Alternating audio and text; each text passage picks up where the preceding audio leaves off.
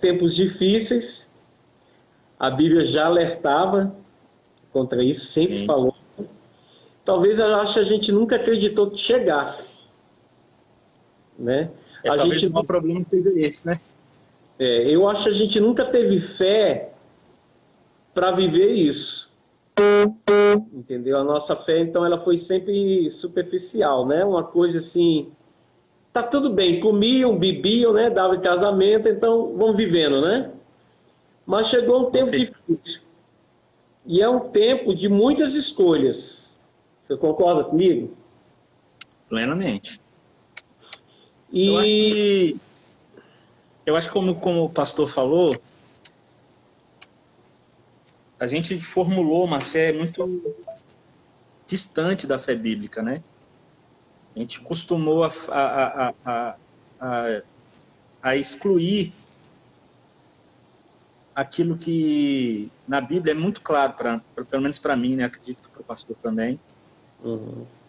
Mas pode ser que por algum momento ambos tenham sido influenciados por isso também, né? A gente não pode negar isso também. Acho que isso atacou assim a cristandade de maneira mais geral, né? De nós termos um Deus que pode ser um pai amoroso, mas que não pode ser um justo juiz, né? A gente acabou esquecendo de que Deus é esse Deus que se revela de ambas as formas, né? E isso com certeza prejudicou muito o amadurecimento da igreja de maneira geral. É verdade. Eu quero te fazer uma pergunta, pastor. As igrejas, as grandes, né? Reabriram ontem, se não me engano, tanto as católicas como as evangélicas. E a fé, a pergunta é: fé para ficar em casa ou fé para ir para a igreja? Eu acho que precisa de fé para os dois.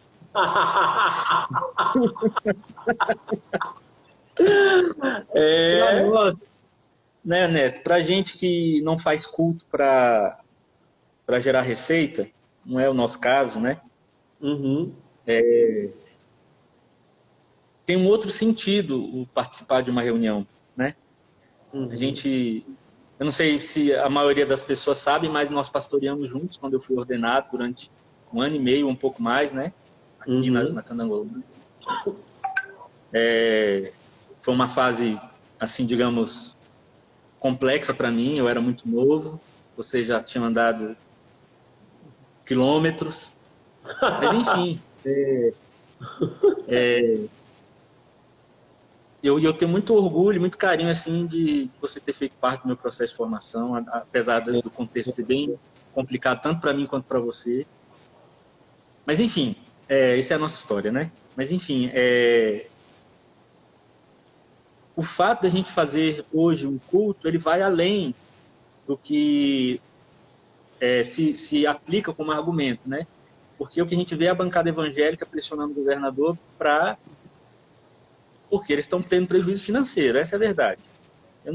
Se eu for preso aqui, eu não estou muito preocupado, não. Se quiserem achar de fazer qualquer comentário, mas a gente tem que ser franco.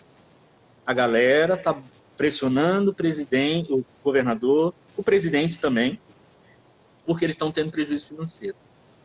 Mas para nós, que somos pastores de igrejas pequenas, né, pelo menos as pessoas, você e outras pessoas que eu tenho amizade, o sentido do culto é outro. O sentido do culto é por aquilo que ele significa, é por aquilo que ele representa, é a comunhão.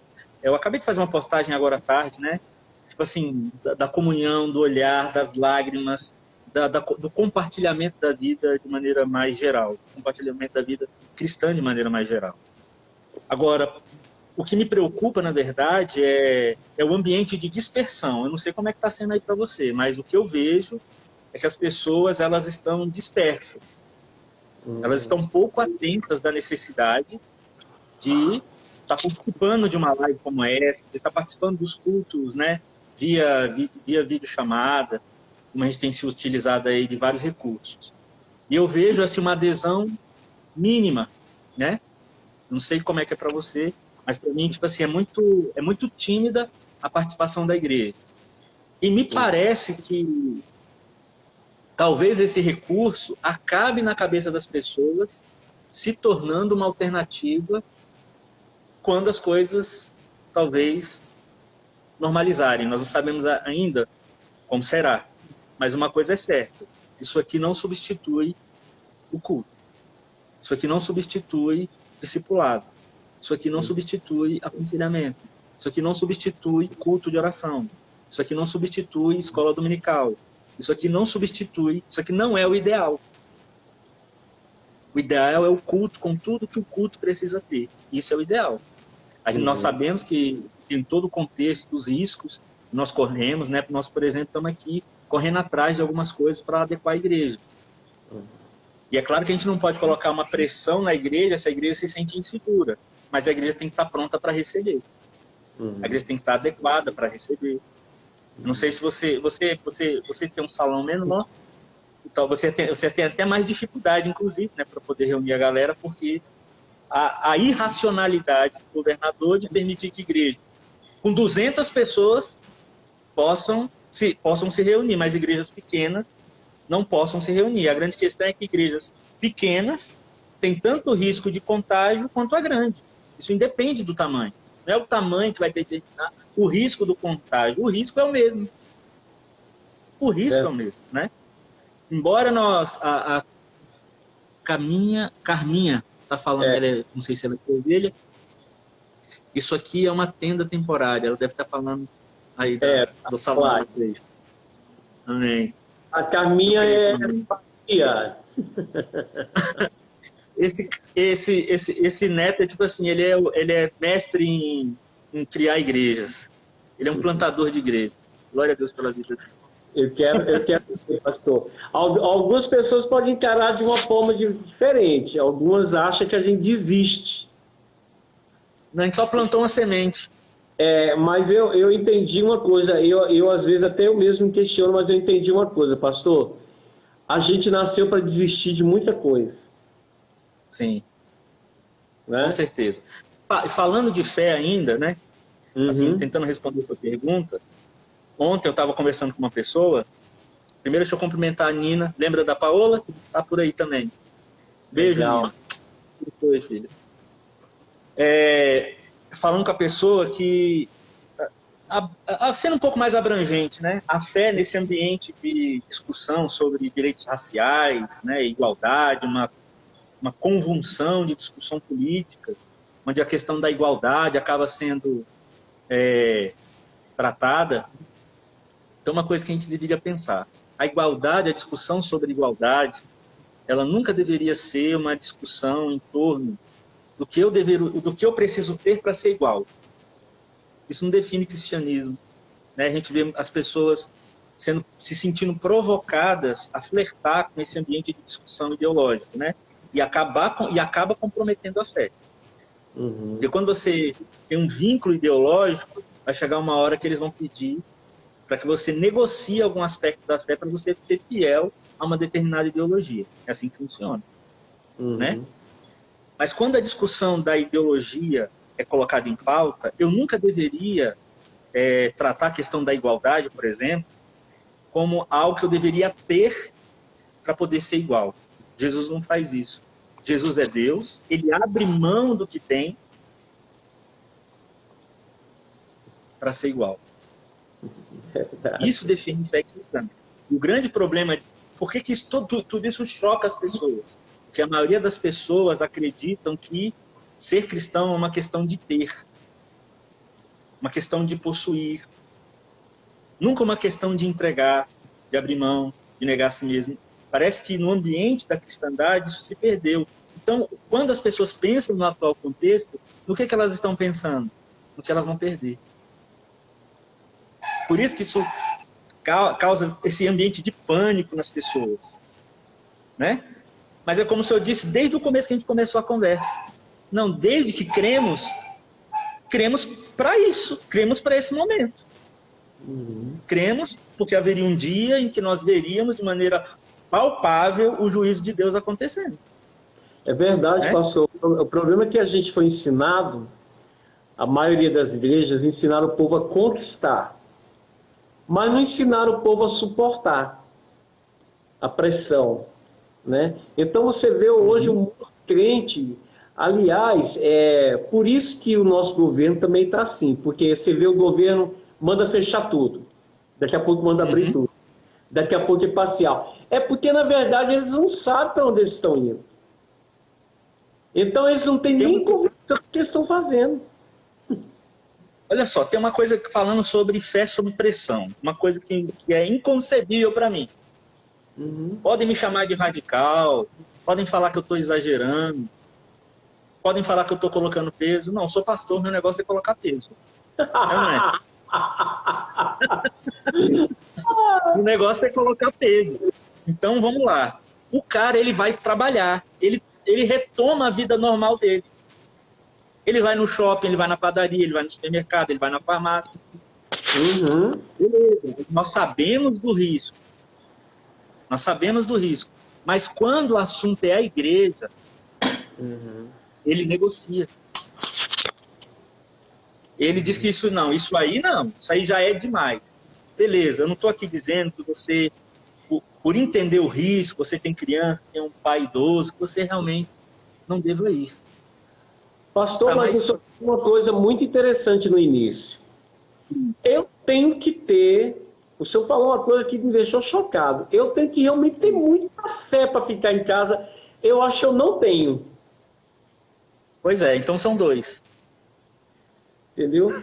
Eu não tenho essa fé. Não que eu seja um cara que sai igual um louco por aí. Não, não é isso. A gente não está falando de negacionismo, né? A gente não vai negar a realidade. A coisa é perigosa.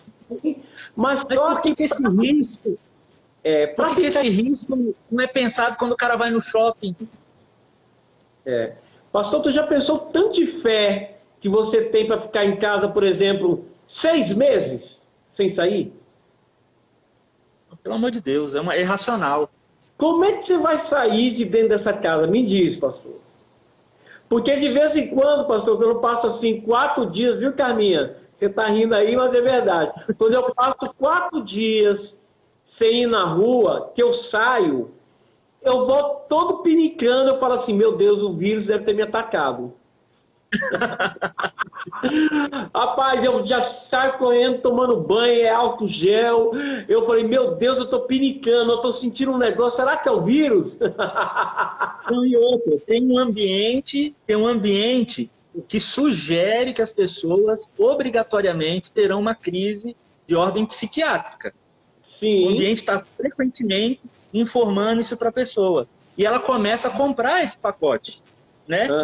Ela começa a acreditar realmente que, tipo assim, o fato dela estar em casa para dela uma pessoa com algum tipo de transtorno. E ela compra o pacote. A mídia faz questão de vender essa ideia para a pessoa. E eu acredito que você, como pastor, tem em algum momento se deparado com situações como essa. Né? É porque, pastor, em casa, você pode inventar, tudo bem, você vai limpar a casa, você vai ler, né? Você vai orar. Tem uma hora que você quer contato, porque nós fomos criados para isso, o contato. Então eu vou falar para você, você sabe que, tipo assim, quando a gente se encontra, a gente se beija, a gente se abraça, a gente chora. Como é que tira isso do crente? Como é que tira isso do ser humano, né? Não precisa nem ser do ser humano em geral, né? Como é que tira? Entendeu? E aí É claro que a gente não está aqui sugerindo que as pessoas cometam desatinos. Não é isso. Mas a gente precisa parar para pensar como é que a igreja vai vencer esse desafio. Isso a gente precisa parar para pensar. Porque, como eu falei a princípio, isso aqui não vai resolver. Você sabe que vai resolver quando o casal... Você tratou casal nesse tempo?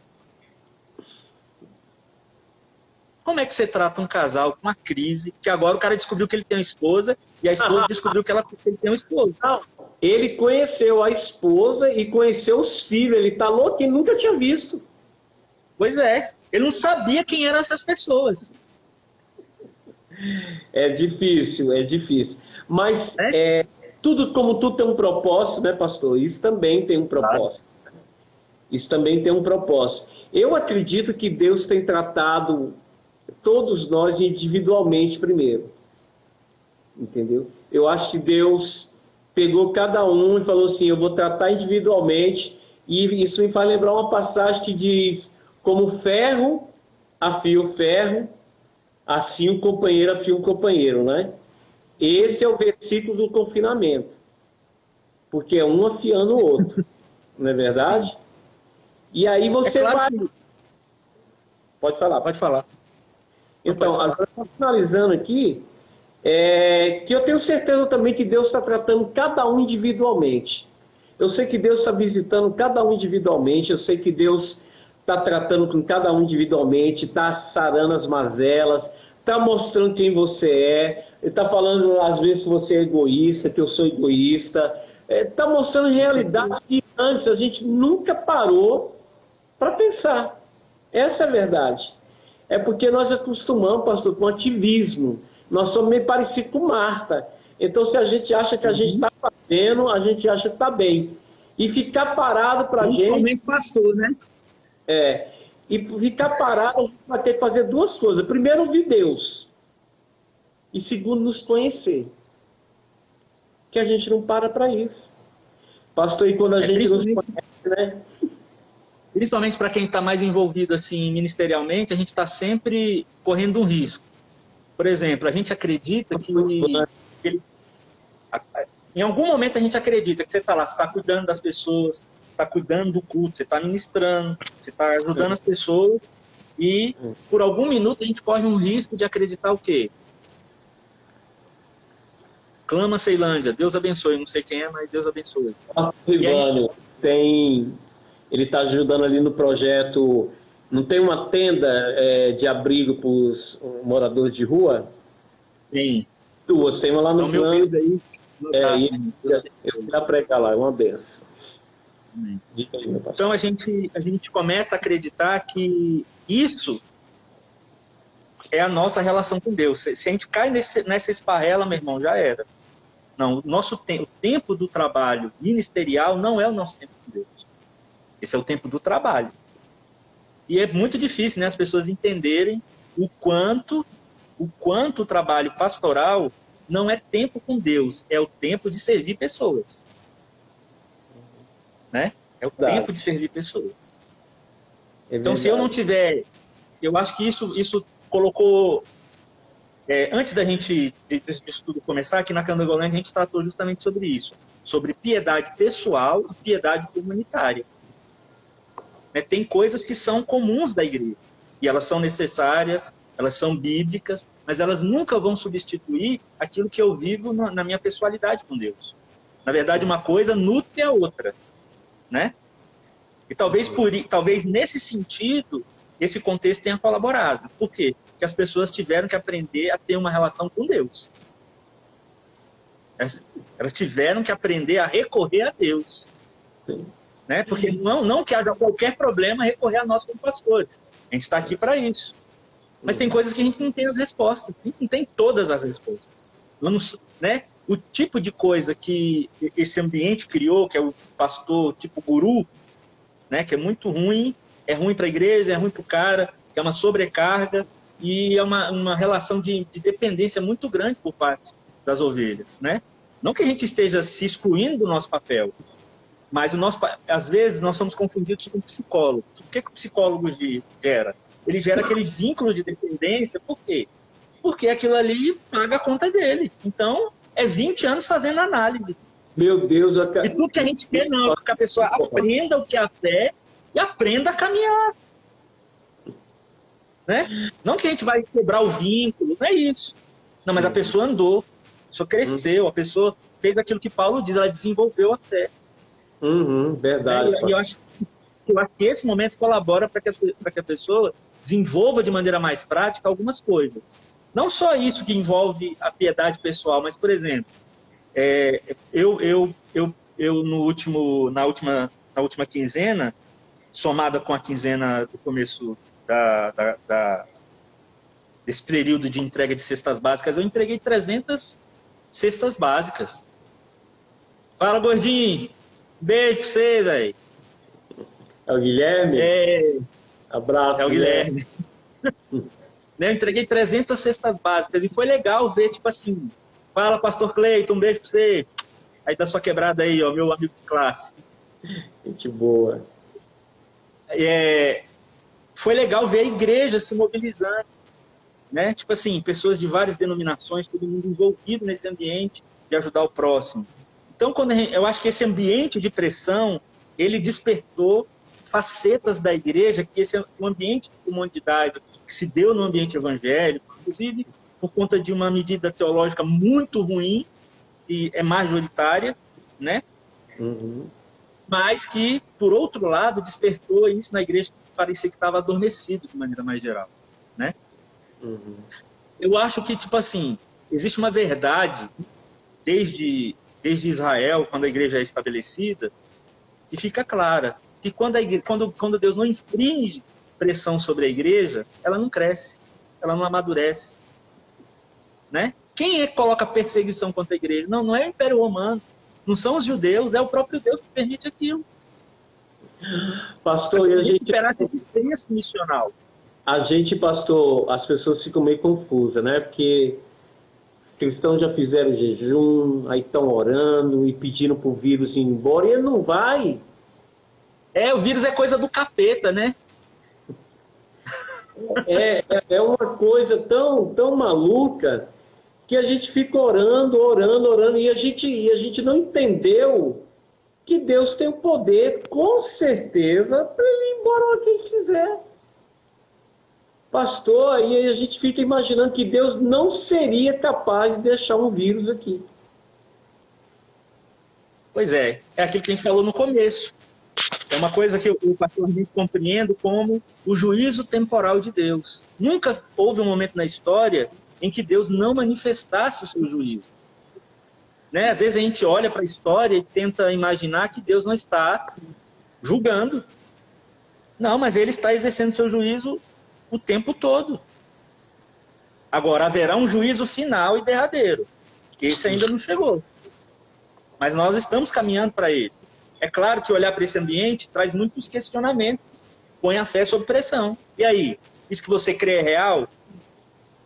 Né? Será que esse negócio de esperar um dia Deus estabelecer o seu trono e julgar vai acontecer? Quando a gente olha para esse ambiente, a gente tem que crer, não, a minha fé é verdadeira. Nós estamos caminhando para isso. Ontem faleceu, eu não sei se é do teu meio, porque às vezes você não conhece, é mais pentecostal, né? A levita Fabiana Anastácia. Ela é bem conhecida. No Morena. Sabe quem é? Então. E aí, ela fez uma live, não tem nem um mês, a última que ela fez, e eu até assisti e pude ali, né? Porque a gente acha que Deus não pode ficar presente numa live. Ele está presente aqui, né, na tua casa, na minha, então... E eu senti muito forte a presença de Deus ali. E ela faleceu ontem, né? E aí eu vi os cristãos, tudo chorando, amém, glória a Deus, né? Realmente uma mulher de Deus, eu gosto muito dela. Mas, pastor, aquilo que o senhor falou, será que os cristãos querem mesmo voltar para casa? É uma boa pergunta, né? Que é o seguinte, tudo que nós cremos tem um único fim, o retorno triunfal de Jesus. Né? A gente pode ter nossas diferenças. Eu sou amilenista, pode ser, não sei se você é pré-milenista histórico, não sei, cada um tem uma maneira de interpretar essas questões escatológicas e a discussão é ampla. Agora, uma coisa é certa, independente da sua corrente teológica, todo cristão espera a mesma coisa. Sim. Mas parece que as pessoas elas construíram uma maneira de pensar o cristianismo baseado numa coisa, eu sou cristão para ter uma vida melhor aqui. E a Bíblia, independente do que você acredite, como cristão, não há uma página na Bíblia que diga assim, ó, você está se tornando crente para ter uma vida melhor aqui. Não, se eu quisesse ter uma vida melhor aqui, sabe o que eu fazia? Eu abria uma garrafa de vinho, tomava um pileque. C.S. Lewis diz isso. Isso resolve o problema. Mas o nosso problema não é esse. Uma outra coisa. As pessoas, né, eu vejo assim, uma determinada parcela do cristianismo, olhando para esse ambiente de discussão ideológica, né? E eu falei sobre isso no domingo. No fundo, as pessoas acreditam que será possível um paraíso sem Deus. É isso que o ambiente ideológico sugere. Seja ele de esquerda, seja ele de direita. Ou você acha que algum militante de direita está querendo defender o evangelho e falar de que Jesus está voltando? Então o quê? Estão querendo usar a igreja como massa de manobra. Tanto da direita quanto da esquerda. Essa é a verdade. Agora, nós precisamos, isso não quer dizer que eu esteja sugerindo que as pessoas não tenham o direito de se posicionar. Agora você precisa ser coerente. Por quê? Por que não perseguem a igreja no Brasil? Sabe por que não perseguem a igreja no Brasil? Porque ela está sempre em conchavo com quem está lá em cima. Quando o Lula estava lá, eles estavam lá. Quantos evangélicos não fizeram campanha para o Lula? Como estão fazendo agora para o Bolsonaro? Não, mas quando a igreja foi perseguida no primeiro século, ela não foi perseguida por conta da intolerância de César, não. Porque existia tolerância religiosa. A intolerância era da parte da igreja. Não, Jesus Cristo é o Kyrios. Jesus Cristo é o Senhor. E falando sobre uma fé, sobre pressão, a gente deveria repensar agora sobre essas coisas. Eu posso gerar, eu não sou desses não, mas a gente vai ver, né? Eu posso gerar uma treta agora? Bora? Então, estava pensando aqui, pastor, as igrejas maiores, vamos ser sinceros, Vamos. elas têm interesse que essas pequenas sobrevivam? Com certeza não. Hum? E esse é o problema, né? A gente sabe que existem igrejas e igrejas, independente do tamanho.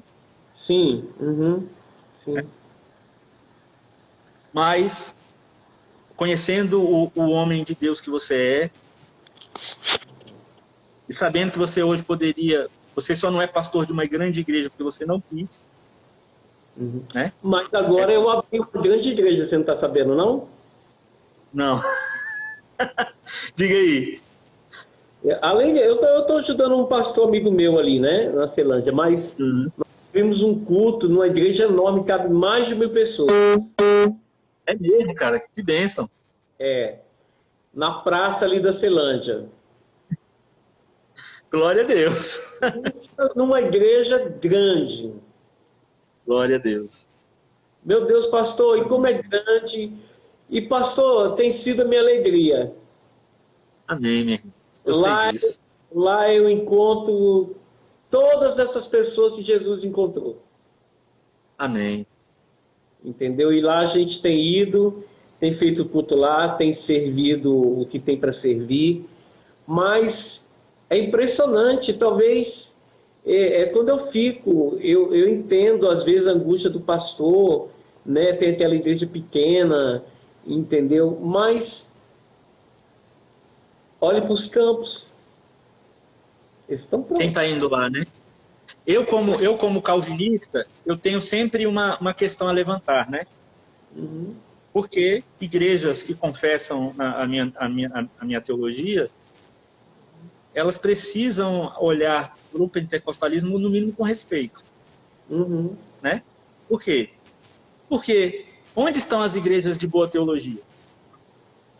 Já que, né, questiona-se. Não, beleza, para você questionar o que o cara está fazendo, você tem que estar fazendo melhor. Uhum. Uhum. Né? E uma coisa não se pode negar. Eu fui ganho numa igreja pentecostal. Pode ser que depois eu tenha discordado e tenho as minhas discordâncias. Mas eu tenho que, no mínimo, respeitar. Sim. Né? Mas é claro que as igrejas maiores, independente da teologia, inclusive, sim, eu acredito que vou falar são todas iguais, se não são. A gente sabe que tem homens sérios em igrejas pequenas e igrejas grandes, e tem, infelizmente, pessoas mal intencionadas, tanto a pequena. Eu confesso, inclusive, sem medo, que igrejas grandes, a maioria das igrejas grandes, não são sérias. Uhum. Agora, eu tenho convicção que existem mais igrejas pequenas sérias. Uhum. Por quê? Porque a verdade não atrai público. Não. A verdade não agrada. Né? Ainda tratando do tema, fé sob pressão. Quando o cara descobre que a única coisa que tem para ele é cruz e a eternidade, ele acha pouco. É tudo que ele não queria. Ele acha pouco. Né? Porque ele não queria, pastor. Pastor, nós vivemos uma geração que está acostumada a ligar para profeta. E eu não tenho nada contra profeta, eu acho que existe. Só que é aquilo que o senhor falou, foi criada uma dependência tão grande, e Deus estava trazendo você de volta da onde você nunca deveria ter saído, que é o teu quarto. Deus está trazendo todo mundo de volta para o quarto, falando assim, eu vou tratar de você no teu quarto aqui, porque agora eu te prendi dentro de casa, eu quero ver você sair. Exatamente. Gerou isso, está gerando isso, e a gente fica desesperado, entendeu? Primeiro que a gente dá de cara também com uma pessoa que a gente não conhece, se somos nós mesmos. Aí a gente fica doido. Aí que a gente vai descobrir a medida, a quantidade de pereba que a gente carrega, né? Olha, pastor, eu descobri tanta coisa de mim que eu só não desviei porque eu conheço Cristo. Então são dois, meu irmão. E foram coisas horríveis. Coisas horríveis. Mas o homem, né, olha para si mesmo e tem que gerar alguma coisa dentro da gente, tem que gerar arrependimento. Essa é a hora. Essa é a hora da igreja brasileira, a igreja mundial se arrepender. Não tem outro caminho. Né? A gente, no início, todo mundo postou, né? Se o meu povo que me chama pelo meu nome, né, se arrepender, eu acho que falta entender o que é avivamento, né? Eu acho que por muito tempo as pessoas entenderam o avivamento como barulho. Não. Avivamento tem a ver com arrependimento. O texto que você está citando trata exatamente disso. O avivamento não é a hora que Deus me ouve, é a hora que o povo de Deus ouve a Deus. É aí que a gente vai entender o que de fato é avivamento. É verdade. Onde há consternação na alma, onde há humilhação. A pressão vai revelar o caráter. Vai ou não vai? Com certeza. É o que a gente vê desde o primeiro século. É naquele contexto em que Jesus estabelece ali os apóstolos, a igreja surge desde Pentecostes. O convite não era vem arrumar uma esposa, vem arrumar um emprego. Esse não era o convite. O convite é o seguinte, tem Coliseu para você amanhã. Esse era o convite. Era um convite para morrer. E o evangelho é sempre um convite para a morte do ego. É claro que eu não estou sugerindo aqui que todos serão mártires, né? O mártir, ele recebeu um dom. O mártir é dom. Nem todos vão ser mártires. Graças a Deus. Amém? Mas todos precisam ser testemunhas. Todos precisam testemunhar da verdade. Que uma pessoa como João Batista hoje, eu acho que ele pregaria só nas praças. Ele não seria convidado para pregar em muitas igrejas. Também acredito que não. A mensagem não é simpática, né? O próprio Jesus seria tido como, sei lá, como Jesus poderia ser. Uma coisa é certa. Se ele nascesse nesse tempo e viesse nesse tempo, jamais o que nós temos visto como igreja seria enxergado como igreja por ele. Ele ia fazer o que ele fez no judaísmo. Ele ia sacudir as bancas, ele ia sacudir as mesas, ele ia entrar nos templos, ele ia colocar os sacerdotes para correr. Ele faria isso com certeza. Agora, é claro que isso não é em um determinado nicho, né? Um determinado setor da igreja. Isso é toda a igreja, né? Mas uma coisa é certa, o que falta hoje para a igreja é entender uma coisa, ela já está sob pressão. E agora ela precisa reagir. Uma coisa que tem me incomodado é como a igreja será depois de tudo isso. Alguém está falando alguma coisa aqui? 50 mil livres, cheias de interesse pessoais. Se vocês estiverem enchendo o ego das pessoas, tinha milhares aí participando. O evangelho da cruz não é mais aceito. É exatamente isso. É exatamente isso. Porque a partir do momento que você muda o discurso, e você, como eu já falei, você já teve em igrejas grandes pastoreando no começo da sua carreira como pastor, né? Talvez se você estivesse ainda lá naquele contexto, hoje talvez você fosse um pastor renomado. Mas a sua opção, mesmo dentro do contexto do qual a sua fé foi construída, ela é genuína. O fato dela ser genuína já gera uma indisposição por parte das pessoas. Porque, na verdade, as pessoas estão pagando para ouvir uma mentira. Elas estão chamando de fé o que a fé não é. Porque a fé não é para evitar circunstâncias difíceis. A fé não é para evitar o coronavírus. A fé é para passar. É para passar por 15 dias de intubação. Eu acho para isso. Um problema, tanto eu quanto você, um problema em muitas igrejas. Então, para não de repente não atrapalhar o que eles estão fazendo, jamais nós seríamos aceitos. E isso com certeza não. Com certeza. Faz parte do evangelho. Porque quando você carrega com você uma convicção, você sabe de onde Deus te tirou, o que Ele fez com a tua vida, como é que você vai conseguir mentir, pastor? Pois é, mesmo. Como? Quando você sabe que Ele te arrancou do mar de lama, que você poderia estar morto uma hora dessa, você poderia estar morto pelos nossos pecados, por aquilo que a gente era. Como que eu vou conseguir negociar isso? Não tem como. Eu acho que falta, talvez, na parte de muitos líderes, é esse senso. Cara, eu sei realmente de onde Deus me tirou para mim agora estar tentando negociar alguma coisa. Eu fico pensando assim, sabe? Às vezes você fica tentando entender por que determinadas pessoas se perderam. Tanta gente boa que passou, né, que a gente conheceu, que lá atrás parecia ser bem intencionada, que agora a gente vê assim, totalmente distante do que falava anos atrás. Comprando o discurso da maioria, né, se tornando, digamos assim, tipo assim, glória a Deus se o cara tem um ministério grande, mas para onde essas pessoas que ele está conduzindo estão indo, pelo amor de Deus? Será que isso pode ser chamado de fé, ensinando as pessoas que a fé é para agora, que a fé é agora, que a fé é para você tentar arrancar de Deus aquilo que Ele não quer te dar? Na verdade, as pessoas pensam em fé dessa maneira.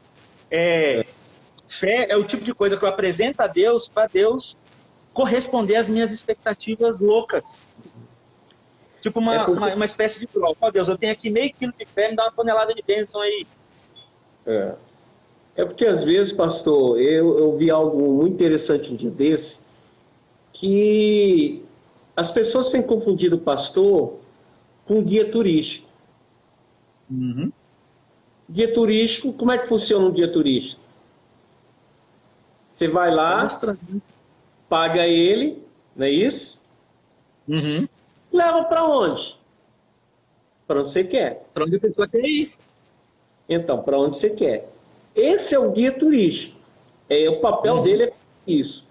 Só que com Deus, não é assim. Você vem para Deus e Deus vai te levar para o propósito dele. Ele vai dar um jeito de te levar para o propósito dele. Ele vai acabar te levando. Eu lembro sempre de Jonas. Jonas não queria cumprir um propósito. Não queria. Entendeu? Mas eu quero saber se ele cumpriu ou não. Cumpriu. Pois é. A gente podia abrir uma discussão sobre livre-arbítrio aqui, mas não vai dar tempo. Então, nós não somos guia turístico. Às vezes as pessoas ficam chateadas, elas perguntam para a gente alguma coisa, a gente responde dentro do respaldo bíblico, que eu não tenho opinião minha para dar. Eu tenho opinião bíblica para dar. Então, eu respondo segundo um princípio, segundo o que está na Bíblia. E aí elas ficam chateadas, e aí elas vão procurar outro guia turístico, porque eu não sirvo para ser guia turístico. Você não serve para ser guia turístico. Eu tenho uma outra, inclusive, assim, parecida com a sua. Algumas pessoas acreditam que o pastor é um cão pastor. Sabe o pastor alemão? Ele acha que pastor é isso. Então, pastor é para lamber ferida. Né? Não, mas o pastor não é um cão lambedor de feridas. O pastor é um cirurgião oncologista. Ele salva vidas, ele arranca tumores. E às vezes ele não vai poder ter dó, ele vai ter que cortar. Então, às vezes as pessoas confundem, né, a energia com que a gente prega o evangelho, né? A força com que a gente vai lá e, tipo assim, se for preciso quebrar os 4 braços, as 4 patas, para poder salvar a vida da pessoa, a gente vai fazer isso. Mas ela não entende que aquilo está sendo feito na intenção. Melhor você ir com as 4 patas quebradas do que atropelado por uma Scania de 112 HP. Uhum. Mas a pessoa não consegue compreender isso. É muito triste ver que as pessoas, elas não querem o evangelho. Elas querem uma solução para aquilo que elas estão pensando no momento, para aquele problema do momento. Então, se Deus sarar aquele problema do momento, elas continuam andando até o próximo problema chegar e for resolvido. Exatamente. E é isso o problema. O ambiente onde as pessoas pensam a fé, geralmente está muito limitado à circunstância. Mas ela tem que levar em consideração o seguinte: por que eu estou nessa circunstância? Será que eu não tomei nenhuma decisão tola? Ela não consegue pesar assim, cara, isso aqui eu estou passando, e é a consequência do que eu estou passando, e eu preciso passar para sair daqui. Não tem como sair daqui sem passar. Porque eu tomei uma decisão errada lá atrás. Quantas pessoas não devem chegar no seu gabinete aí, pastor, me envolvi com uma pessoa que eu não devia. E você avisou, ó, não faz isso. O cara não é crente, essa mulher não é crente. Aí o cara vai falar assim, mas Deus não quer que eu seja feliz? Deus até quer que a pessoa seja feliz. Mas você está fazendo questão de trazer um monte de desgraça para a sua própria vida, pô. Tomando decisão tola. Não é que Deus é contra a felicidade, não é que é pecado ser feliz. O problema é o que eu estou chamando de felicidade, poxa. Eu estou chamando de felicidade o que ofende a pessoa de Deus. O que Deus diz para não fazer. Aí depois a pessoa quer argumentar um transtorno psiquiátrico. Não, ela tomou uma decisão que vai ter consequência, vai atropelar ela. E o que a gente vê num contexto como esse, por conta, né, do ambiente cinza, porque bíblico, apesar de tudo, mas cinza. É difícil para todo mundo viver esse ambiente, mas estava escrito. E traz suas implicações.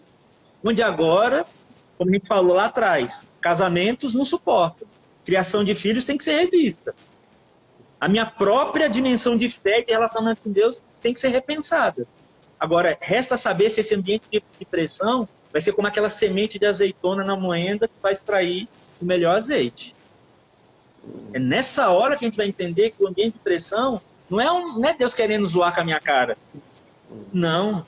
É porque esse é o trabalho dele, ele se dispôs a isso. Ele passou por isso. Em Hebreus 5,8 diz o quê? Que Jesus aprendeu a obediência pelo que sofreu.